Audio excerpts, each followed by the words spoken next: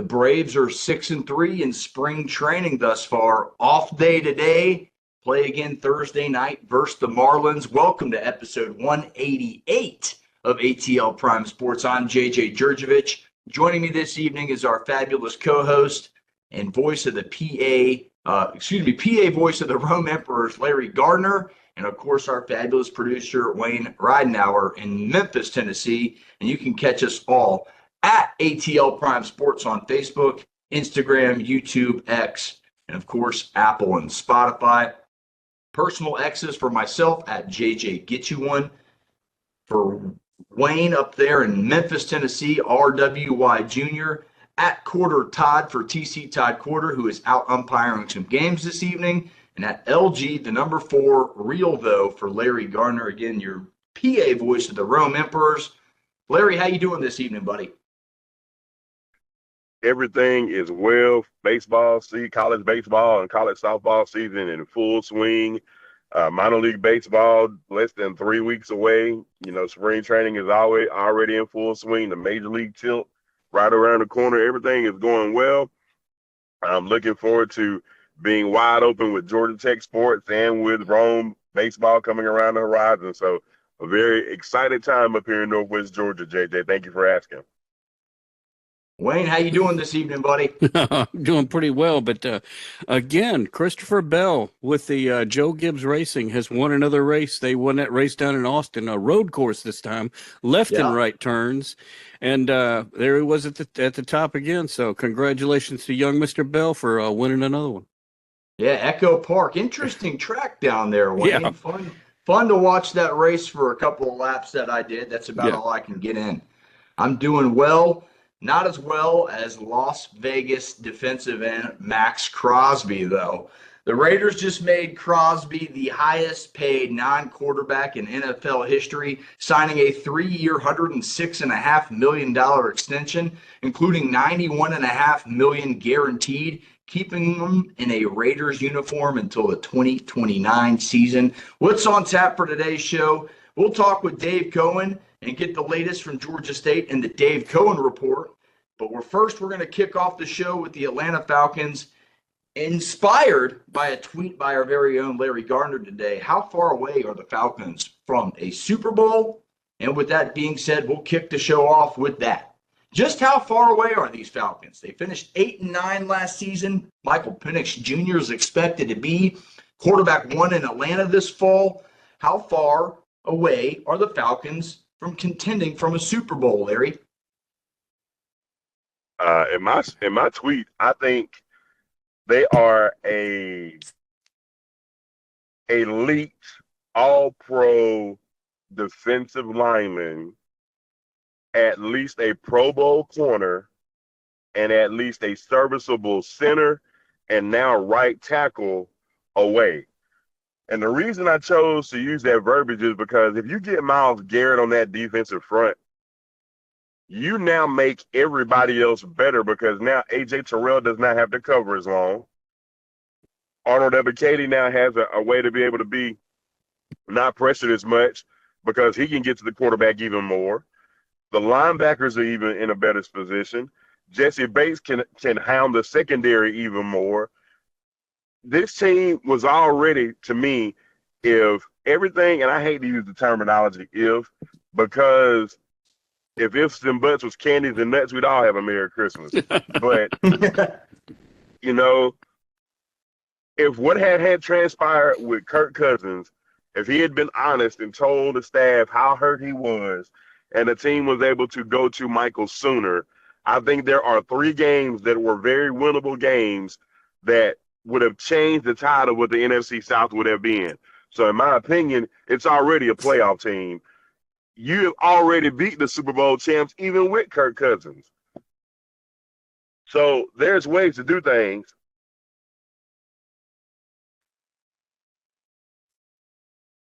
No, I agree. You went out a little bit on that last part. Go ahead and repeat that. You were talking about we lost you right after Kirk Cousins, and we had beat the Super Bowl champions. The Falcons had beat the Super Bowl champions in week 2. Go ahead.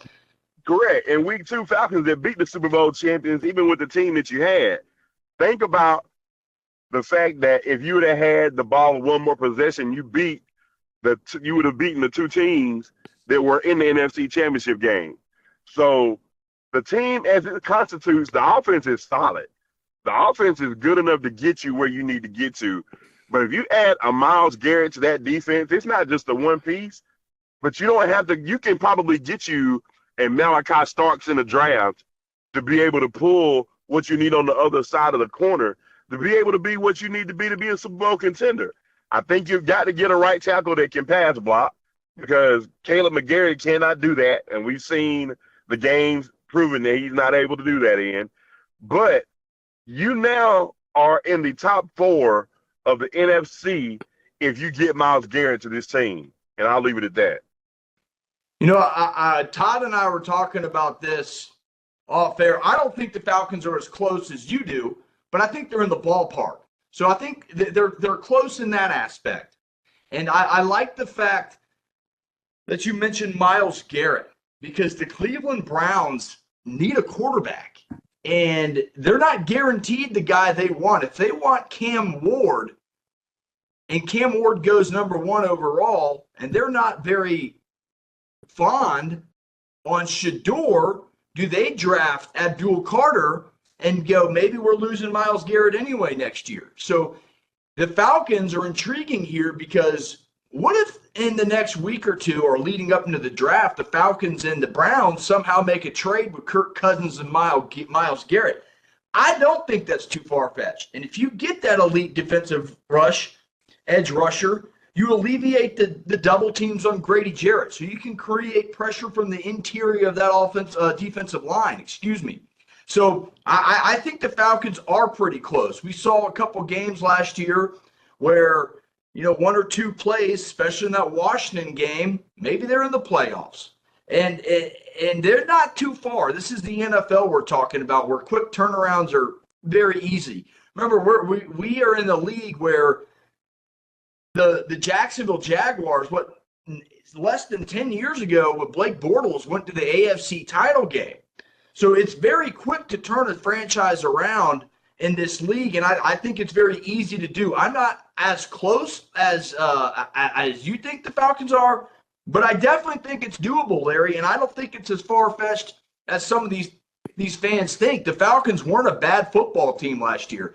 They played bad in certain areas. They got to get better at the pass rush, but that's the best type of defense in the NFL right now. You get after the quarterback and force turnovers, you can give up a bunch of yards, and if you're forcing those turnovers, it makes a difference in that ball game. So I really like what you said there. I don't think the Falcons are too far away. And a lot of people have forgotten, remember, folks, Rondale Moore is on this Atlanta Falcons roster. He was injured last year, so it's another depth piece at wide receiver. And I really like his speed on the outside paired with Drake London and Darnell Mooney, who had a come-on breakout season last year. And I just think they're a lot better than what their record showed at the end of last season. And who knows, if Kirk Cousins was a little bit more honest or the team was a little bit more aware, because I think we all said it on this podcast, in that 9 interceptions to 1 touchdown ratio in those 4 or 5 games, we all said, I don't think he's healthy. I think there's something wrong there other than the Achilles because he's not pushing the ball downfield. And so who knows what happens? And if this, and I've said this before, if this is an open competition and Michael Penix and Kirk Cousins are truly competing, it wouldn't surprise me if Kirk Cousins beats out Michael Penix and he has another year to develop behind Kirk Cousins. It just wouldn't surprise me. But they're moving forward. It looks like Michael Penix is going to be that guy. We will see. But if you're keeping Kirk Cousins on this roster, and you did beat the Super Bowl champions last year with Kirk Cousins as your quarterback, he played pretty well in that game too. And that was where it started the stretch. Tampa Bay came a week or 2 later. We threw 500 yards. So this team can do it. They're pretty close. And I agree with everything you said. Also, the center. The center is a big part of this ball game. Drew Dalman, I hope the Falcons can find a way to re-sign him and make some cap room to do that or franchise tag him. We'll see what happens there. The Bears are interested in Dalman as well with their young quarterback and Caleb Williams. So it's very interesting this offseason. We've been talking about the Falcons a lot here on this podcast because they made a lot of news, and I think they'll continue to make these news. They have 5 draft picks coming up, and it's really interesting what they're going to do. As we all know, they're probably going defense with all of them. They didn't really evaluate many offensive players, so this team could be revamped. And as I mentioned earlier, this is the league where you can thrive off of rebuilding and rebuilding quickly. Wayne, your thoughts? How far away are the Falcons from a Super Bowl contention or maybe even winning the dadgum thing? Man, you might be asking the wrong guy because I have such a fan mindset that I expect them to win every game every year, including the Super Bowl. So my hopes are always high, and I'm not going to come up with any excuses if they don't meet my expectations. But I really expect more from them this year than last year. Let's say that. Yeah, I still, Wayne, whenever you say that, I expect them to win. I'll never forget when you were just a lowly caller on our old radio show, The Fan Zone. Yeah. 2016, the Falcons are sitting at 6-5, I believe was their record, or 6-4, whatever it was, and they won out. And the only game they ended up losing was the Super Bowl. And you said they're going to win out and win the Super Bowl. Yeah. And if it weren't for 28-3, that would have been the best prediction of my lifetime. Yeah, well. So, yeah, I think we all agree they're all in the ballpark. Todd, I wish he was with us tonight. He would be arguing the opposite. He thinks they're far away. But I kept hammering the point home. This is the NFL. You've seen a lot of, even if it's Michael Penix, and I'll get Larry's comment on this next. You've seen a lot of young quarterbacks. Jaden Daniels last year, C.J. Stroud the year before. You've seen Mark Sanchez, Ben Roethlisberger, going back several years, have immediate success coming into the NFL. So I don't think it's far-fetched to see Michael Penix having a better year in year 2 after a couple starts under his belt and a little bit more mentorship.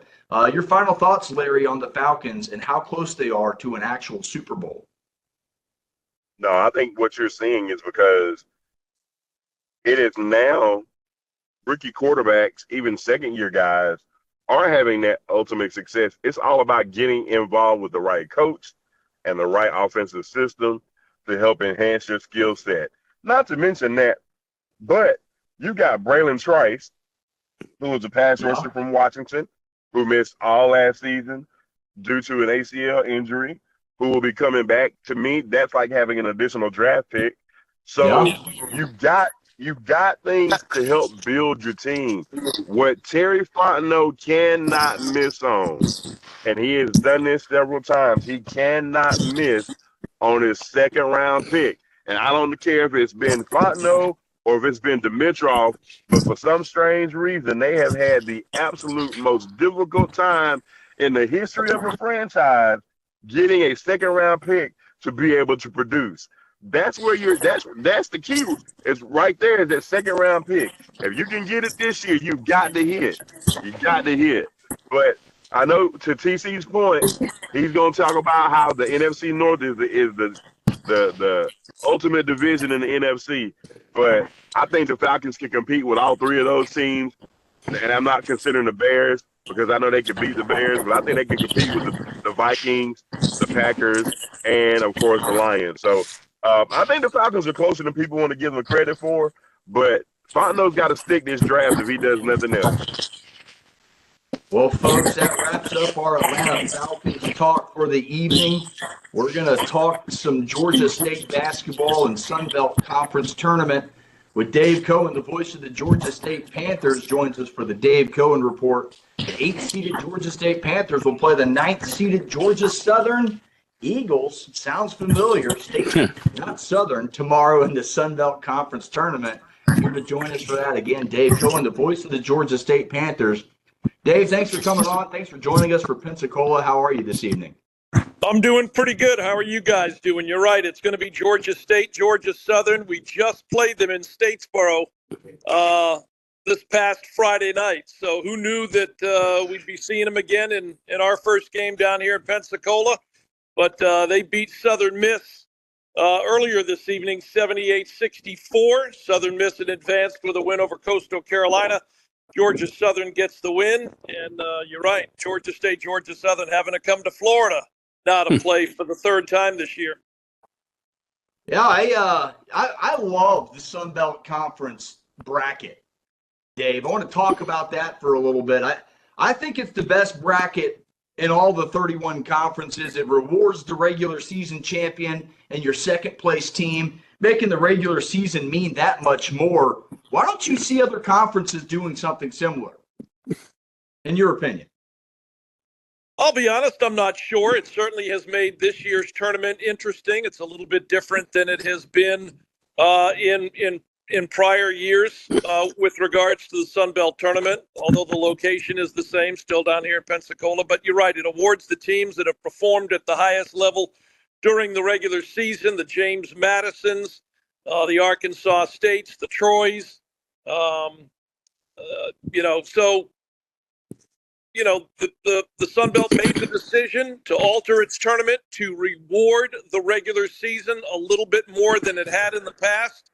And so we're looking at what I call the ladder bracket, LADDER bracket. Yeah. And, for the teams that are towards the bottom, and Georgia State in particular, that initial goal is to stay out of seeds 11, 12, 13, and 14, so you're not playing in those first two games on Tuesday, which the finals there against Southern Miss beat Coastal Carolina 66-63, and Louisiana eliminated Louisiana Monroe 73-69. So, if either of those schools, and of course Southern Miss has already gotten beat, it just makes the mountain and the hill that much steeper to climb. You've got to win. How many games, if you finish in the bottom four and you're playing on Tuesday, how many games do you have to win just to get to the championship game?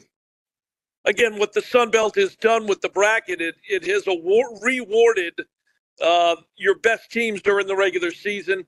And for all intents and purposes, they only have to win, 2 games to get to the championship or win the championship. And I love that. And we've talked about this, and most of the time, unless there's some crazy scenarios, the Sun Belt's a one big league, and you want your best team represented. You don't want the Cinderellas out there taking bids away from these guys. So I really like that. It rewards the season. I hope more conferences do this. I think, the Dukes, the Auburns, that put the work in and won that regular season title should be rewarded. So that way you have that SEC championship notch as well, a little bit easier. Very interesting tournament. And we have the bracket. If you're looking at YouTube, it's posted right now. It's a thing of beauty in my opinion. It is so long.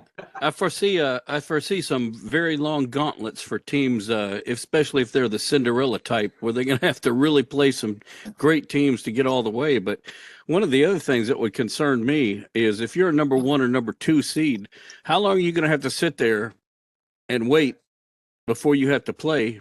And how's that going to affect you? Because I know if Memphis sits for a long time, sometimes they're not worth a dang.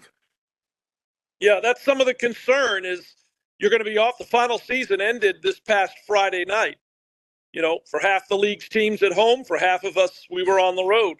For those top-seeded teams, you're right. They're all going to practice, obviously. They're going to come down here and do like we're doing tonight, or we're practicing at Pensacola State College, right near the Pensacola Bay Center. But, they're going to have to stay on top of their game, stay in game shape, which I'm sure they're all, this is not their first rodeo, not their first basketball tournament. Again, the bracket is a little bit different, but they know the task at hand, and they know what they've got to do to stay in game shape. So I think those top seeds, listen, they're the top seeds for a reason. And, again, they know what they've got to do. Dave, what do you think the keys are for Georgia State to be able to win this tournament? Well, I'll just start out with the Georgia Southern game because winning the tournament is a whole nother beast. Again, we just played Georgia Southern Friday night down at their new convocation center in Statesboro, and it really fell under the woulda, coulda, shoulda moniker. We lost 76-75 and shot 5 for 13 from the free throw line. So, we're not a great free throw shooting team to begin with. We come into the tournament off the regular season shooting 68%.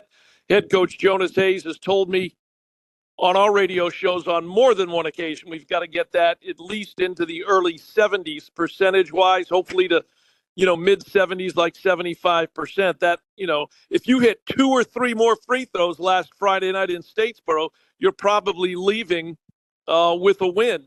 So that would be concern number one for a team, again, that shoots 68% from the free throw line. That's got to be better in conference tournament time, where you expect, for the most part, the further along you get, close games. Got to keep Georgia Southern off the offensive boards. That's been a problem down the stretch, whether we've won the game or lost the game.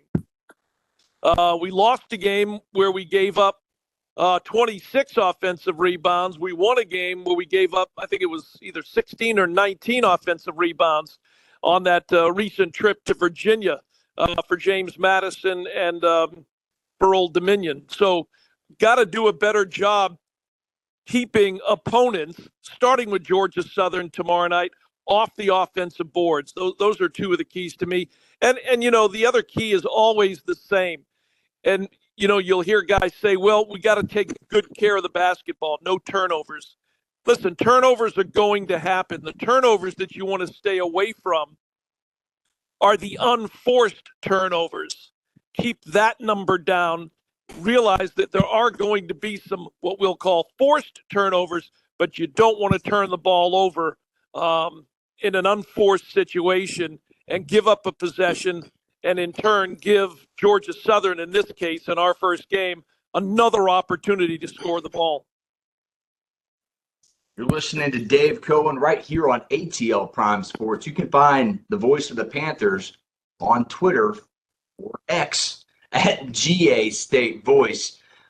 Dave, I'll move from the Panthers to kind of ESPN and the bracketology. And it's getting to be March Madness.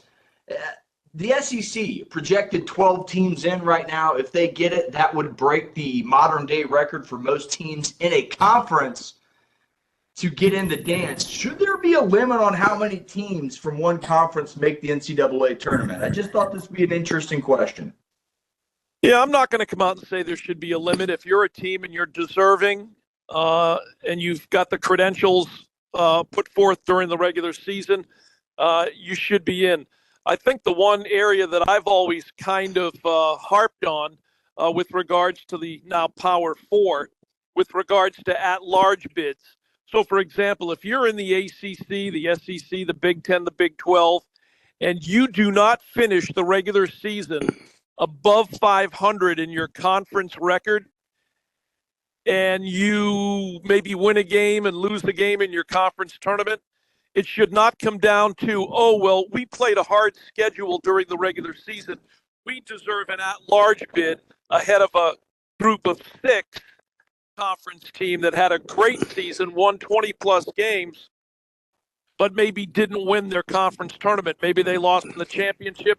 Maybe they lost in the semifinals. Do we really need a sub-500 conference team out of a Power 4 league, even though they may draw a few more eyeballs and maybe travel a few more people to the tournament? Are they more deserving because they're in the ACC or the SEC or the Big Ten or the Big 12 over a team that has had a great season or a really good season and just didn't win their conference tournament?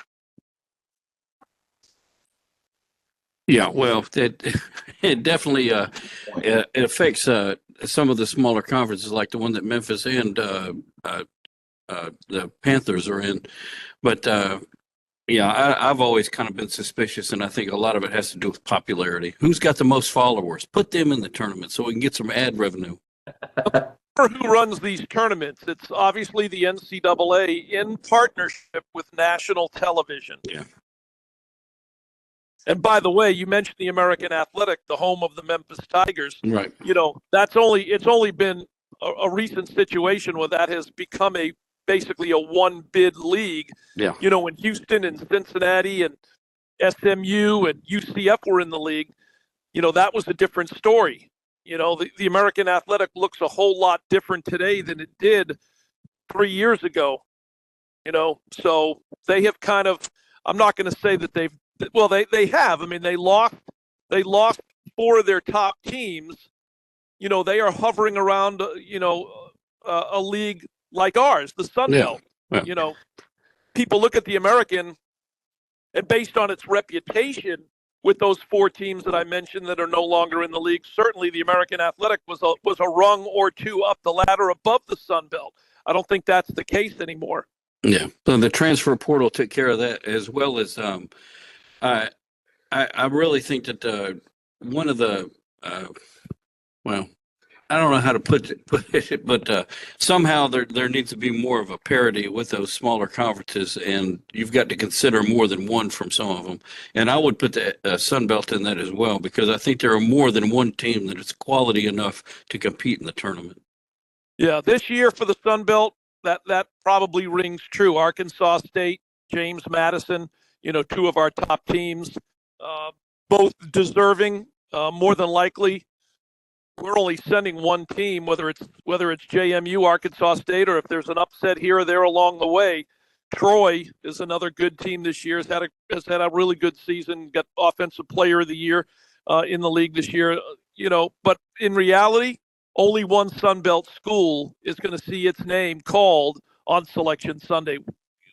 I think we all feel pretty safe in saying that. Yeah. Well, if Memphis loses late in the tournament, then there could be 2 from our conference, but I think that's the only chance. Right, and Memphis would be the only team that would be Right. awarded that bid if they do not win their conference tournament based on their regular season. Correct. Well, Dave, do you have a Final Four or some favorites that you've been watching maybe in the free time that you think might make a deep run in this March Madness tournament? Not offhand. It's a lot of the same characters across the college basketball landscape that you would look at out of the mostly Power 4 leagues. I'll be honest with you. Once you get that deep into the tournament, sometimes I lose interest because it is the same names year after year after year playing in college basketball's Final Four. Now, me personally, I love it when a Butler gets in, when a Wichita State gets in. Back in the day when Georgia State was in the Colonial Athletic Association for, 7 seasons. During that run, we had 2 teams in the Final Four, George Mason and then Virginia Commonwealth. To me, and that's just from where I sit, that makes for a much more interesting and exciting NCAA tournament when you see schools that you don't see week in and week out on national television out of the Power 4 conferences. We're talking Duke, We're talking Kansas, we're talking Kentucky. It's the same schools, and I'm not taking anything away from those schools, but I'm just speaking for me personally. I like it better when we see a group of 6 schools advance and make the tournament a little bit more interesting. Yeah, you love to see it. I mean, it was St. Peter's. You had Loyola Chicago with Sister Jean. And one of my favorite runs of all time was the Lob City, Florida Gulf Coast team. That was from the Atlantic Sun, I believe that is. And correct. It's a lot of fun when those group of 6 in the mid majors, as they call them, make those runs. It adds a little bit more to the tournament. Well, Dave, we won't keep you much longer. I know you're a busy man down there in Pensacola, Florida. Tell our listeners how they can catch your call for the Georgia State, Georgia Southern matchup number 3 tomorrow night in Pensacola. Well, I'll give you that information in a minute. You mentioned being busy. You're right about that. Yesterday was the first day of spring football practice at Georgia State as Del McGee gets ready for his 2nd season. Full campaign for him after, getting hired late last year.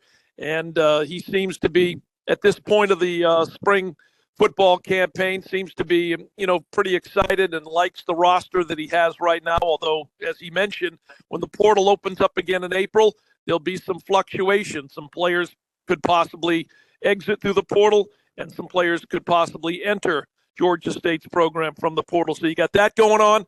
And then you got Georgia State baseball. They're off to, I think, 9-3 right now. They were over at Athens earlier today, lost a slugfest to the Georgia Bulldogs 16-10. So we've got that starting on ESPN Plus coming up in a couple of weeks once we hit Sun Belt Conference baseball, the baseball portion of the season. But anyway, we are playing I think we're game 7, but it'll be the third game on the schedule down here in Pensacola on tomorrow on Thursday.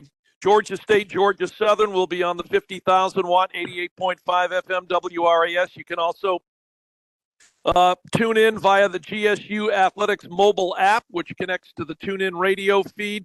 And then there's a great app called Radio Garden. And if you download that app and you can search out WRAS and or Album 88, you can also pick us up that way. So multiple ways to tune us in tomorrow night. But we're looking forward to Georgia State, Georgia Southern, round 3 down here in Pensacola from the Sun Belt Tournament. Well, as always, go Panthers. And Dave, thanks for joining us this evening. And good luck to the Panthers tomorrow night. Hopefully they play the game of their lives in advance in this wonderfully wacky Sun Belt Conference basketball tournament. All right, guys, take it easy. We'll talk again soon. Absolutely. Again, Dave Cohen, voice of the Georgia State Panthers, football, baseball, and basketball. All 3 going on currently. Busy man, as he said. We'll talk to you next week. That's the Dave Cohen Report right here on ATL Prime Sports. Doing the show a little bit differently today. We already talked a little Falcons. If you're just joining us, Dave Cohen, voice of the Georgia State Panthers, just finished. Let's get to our final thought for the evening, and we'll go from there. Wayne, tee us off, buddy. Your final thought going into the weekend. Well, my final thought is going to be obviously with basketball. We've got Memphis has their last regular season game Friday at 9 p.m. Eastern. So it's a late game against the South Florida Bulls.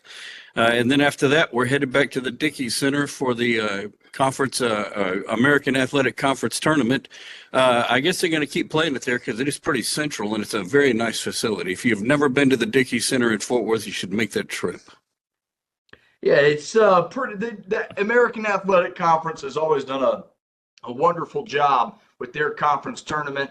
It's that time of year, folks. It's March Madness, and it's already begun. Several upsets already earlier this week, and I can't wait to see what upsets are in store for us in the tournament. Larry, your final thought for the evening, buddy.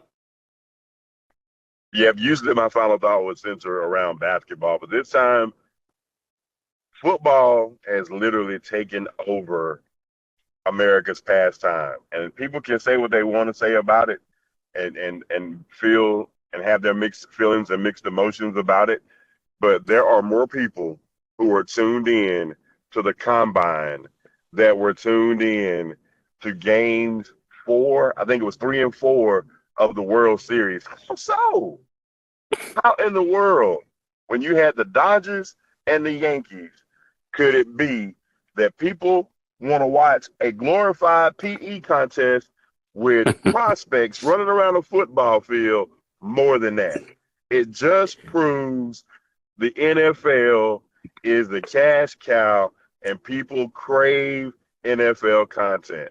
And it's just going to continue to go that way with free agency opening up and the draft just 6 weeks away, almost 8 weeks away. It is just people are going to be jonesing for football content, and I'm here for it all. Yeah, we need a new song now, the Football Jones. Yeah, it's unbelievable, Larry. The NFL has turned their product into America's pastime rather quickly, and you mentioned it. People are watching the scouting combine. People are watching the pro days in a couple weeks, the draft, then the schedule release. That gets you into OTAs. Then you get practice. Then you get the Hall of Fame game. It's a year-round ticket, and everybody's able to watch. My final thought, did the Dogs get into the dance with their 73-64 win over South Carolina? I asked the question because the UGA men's basketball team has only made the NCAA tournament 12 times in its 100-plus year history. With the 7-12 record, hasn't made the tournament since 2015, haven't won a game in the tournament since 2002. They currently sit at 19-11, 7-10 in the SEC. They have 4 big wins on the year. St. John's, Kentucky, Florida, and Oklahoma. And a win versus Vanderbilt on Saturday secures their spot, in my honest opinion. But if they lose, I think they can still get in with an SEC tournament win, some form of 20 wins, and the Dogs go dancing for the first time in 10 years, and they look for that coveted victory in the NCAA tournament for the first time in over 20 seasons. And it blew my mind that the Georgia Bulldogs have only made the tournament 12 times. And in those 12 appearances, they got 3 of those wins with Dominique Wilkins in the final, and they went to the Final Four. Might have even been 4 wins. So nearly 50 or a little over 50% of their tournament wins in history are in one run. So hopefully the Dogs go dancing and they get a tournament win and get that program moving in the right direction. Guys, that wraps up our show for this evening. If you like the content, please give us a thumbs up. Hit that notification button on YouTube or any other platform, Apple, Spotify. Leave a review, whatever you do. Again, follow at ATL Prime Sports. That wraps it up for Wayne in Memphis. For Larry in the beautiful city of Adairsville, Georgia, I'm JJ Jurjevich right here in Lilburn outside of Atlanta, Georgia. Thanks for tuning in to ATL Prime Sports this week. We'll see you next week. And as always, get you one. See you.